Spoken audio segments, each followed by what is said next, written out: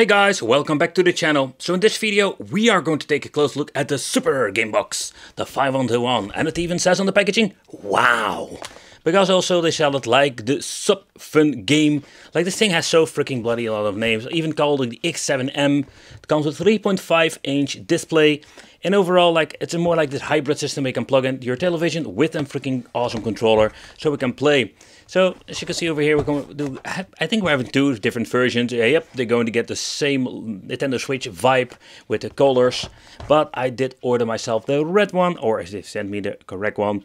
So what you're going to get is a 12 milliamp battery in the inside, and all the other stuff I cannot read. And not to forget, like I don't have the phone here, so I cannot translate it.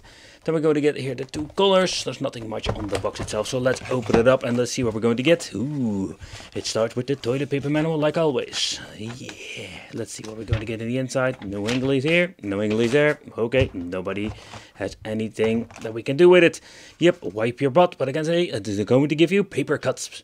Paper cuts in your butts. But in the end, like here we're going to get the mini USB, like what the hell, going back in 2005 or something like that. And we're having a very tiny jack for the AV out, the controller itself, and of course the Super Game Box handheld. And ooh, this thing feels quite nice. The form factor is very nice. I do like it. So let's take a close look. Oh, they taped it. They taped it. Let's see if I can get the tape loose. Yep, I'm ripping the plastic. And the first thing that we need to do is do the smelly test. Ah, it smells nice. Alright, so the handheld itself, it's something new today, because I have never seen this before. We're going to get this very flimsy D-pad. Like this thing is, wait, this thing got like a very strange feeling. Like this thing feels different in any direction. It's kind of weird. Like look at this cheap, the rip-off PlayStation Portable slider joystick. Like this thing is like cheap, cheap. I cannot rip it off. Okay, we're going to get reset, select start, A, B, X, Y. We're going to get these tiny annoying buttons. Personally really hate it when giving this thing like tiny buttons. Let's open the compartment. I cannot open up. Okay, never mind. Let's take a close look at the controller and the battery later. Alright, so let's see, more plastic, yep. Okay, so the idea behind this is like you can plug this thing in your machine and just use it like a game system. We have seen it before a couple of times now, and the D-pad is just as horrible. Like it's even like, I think it's worse than like the freaking device itself. Select start, and oh man, this thing feels really flimsy and cheap. Oh boy. And let's get this freaking battery up because I want to know what the battery. Okay, I managed to get a prior tool and open it, and damn, this thing is like stuck. Oh, and look what we're going to get in here, the BL5C, the yellow edition. Yeah, the color is just a difference in the color, but what you're going to get is of course the Nokia battery. It's even in 1200 milliamp, so this will give you some juice to play for quite a long time. So there are no shoulder buttons, the on and off switch over here, the input for charging and the controller, volume control, the AV out function, and yeah, there's a tiny jack, so you cannot really use it for like a headphone, and that's basically what we're going to get. So let's put this bloody thing back in, and let's see what we're going to get. Man, that is tight, man. Okay, wow. See, this thing is really. That's the first time that I ever like had an issue with getting a freaking battery out. So let's turn it on and let's see. Oh boy, yeah. So this sound, they're also using the soundtrack for the freaking game. So, but it is with these, let's say, I was searching for the volume. But the first thing what I'm always noticing is with these devices that we're going to get the same freaking audio. And when it comes to the game list, and it depends on what kind of product, they're saying like the 5-on-1. I have seen so many of the freaking 8-bit system, but the one thing they have all in common, it's like we're having a lot of homebrew games on it, like a lot of crap stuff. And when you're going to get later in the list, you will see that we're going to get a lot of double games like always. They do like change some things out. For example, now we're going to get a mouse over there holding a glass. All right.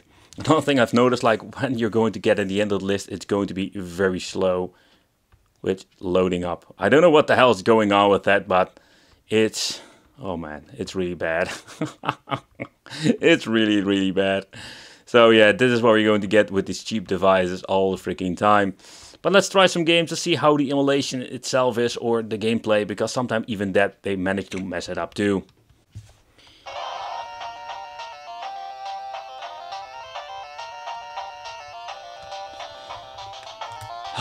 The first thing that we're going to do, will this be improving it? No, it still give me quite a glare. That is always the thing with these freaking devices, the glare.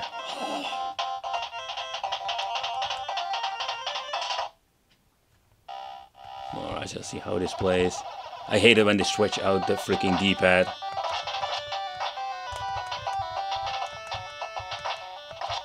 Okay, let's see.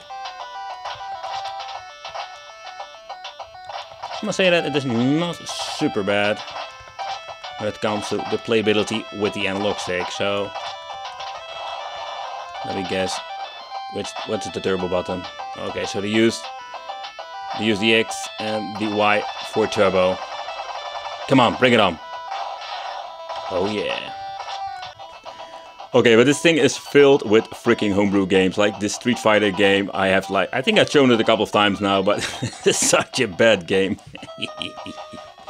And I think they should even put it on a cartridge nowadays, so you can basically play it on your NES. Like, how crazy is that? Oh crap, I am Chun-Li. I have no idea how to do any moves. Oh, man. Let me know in the comments, did somebody actually like really play this? I started with my Mega Drive. And that was quite a good version. I'm going to get my ass kicked. I don't even know how to freaking block. And I just wanted to show you, these are just of the great examples, like how much crap they're on, like UFO rays. And these games can be found all the freaking time when you're getting yourself a new Famicom.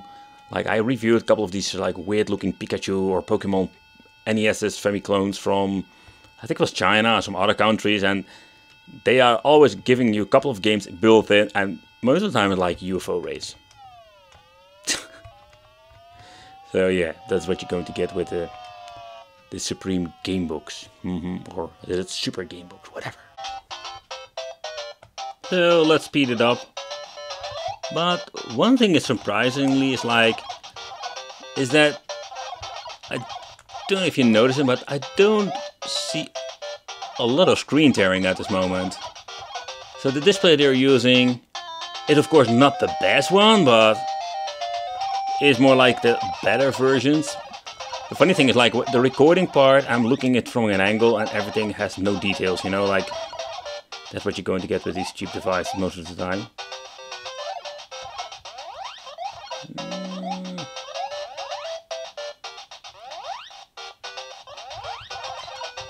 I want to keep my skateboard, please. Thank you. Rep, up, rep, up. I'm on the roll. I am a roll. Getting the ferry. Getting the ferry. Getting the ferry. Let's go. Let's go. Let's go. Oh. Yeah. Yep. Let's bash everything. Let's bash everything.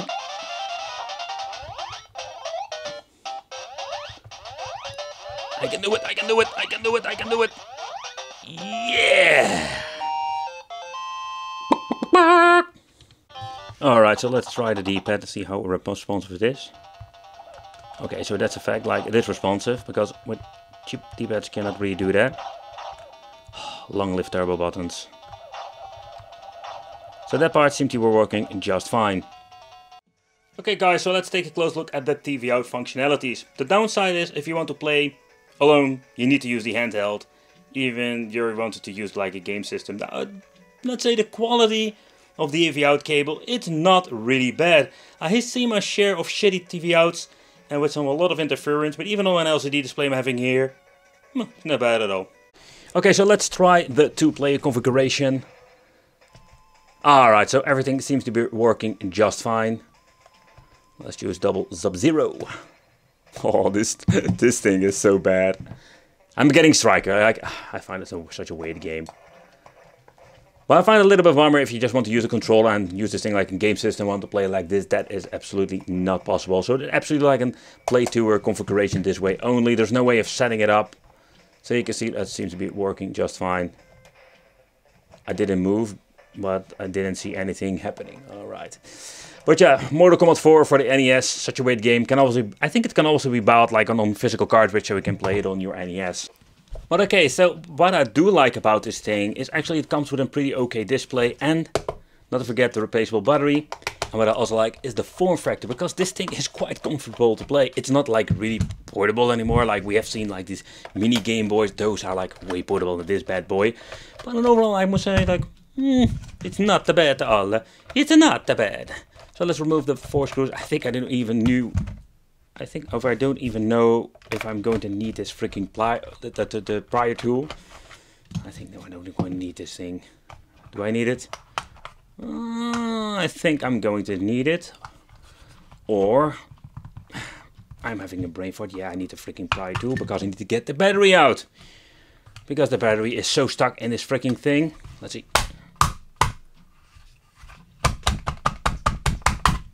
There it goes. And there is a screw in here. Oh! Of course, I'm always forgetting a freaking screw in the battery compartment, Wicked. Yeah, it's not the first time you do this. Okay, so that's the only thing that we're going to get in the inside. So the speaker is wobbling here and around because it has been normally getting, yeah, it has a special compartment over here. So it's going to be like a very tricky situation getting it all back together. Alright, so let's remove the parks. I think they are like the same park as they're using from the outside. Yep, they are. And let's see how this thing looks, because the PCB is quite big. Alright, so let's lift it up. Oh, I didn't forget anything. Oh, it's just stuck in here. Ah, that's the reason why I couldn't get my freaking mainboard out, because the freaking joystick was stuck. Totally forgot about that bad boy. Alright, so let's take a close look at this gigantic PCB. They're using the cheap translucent membranes, but they were responsive.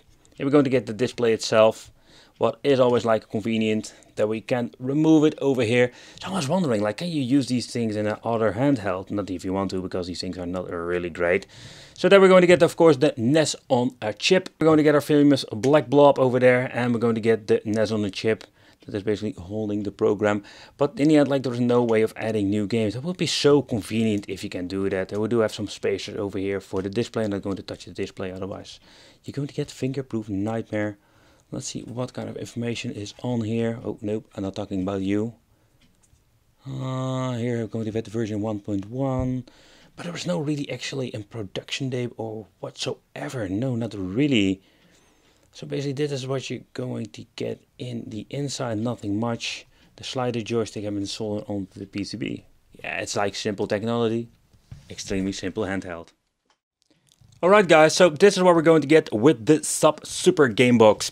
Yeah, I know a lot of people were clicking on this video already knew that it's going to be 8-bit, because that's what the thing what they always doing. A little bit of bummer, because we do have, like, if you're paying like $5 up to $10 more, sometimes you can get like this multi-emulator device that can run all kinds of things like MAME, Game Boy, stuff like that. So I don't understand why they keep not like doing that and just stop with the 8-bit bullshit. Yeah, the controller is such a horrible quality, you will not have a good experience with that.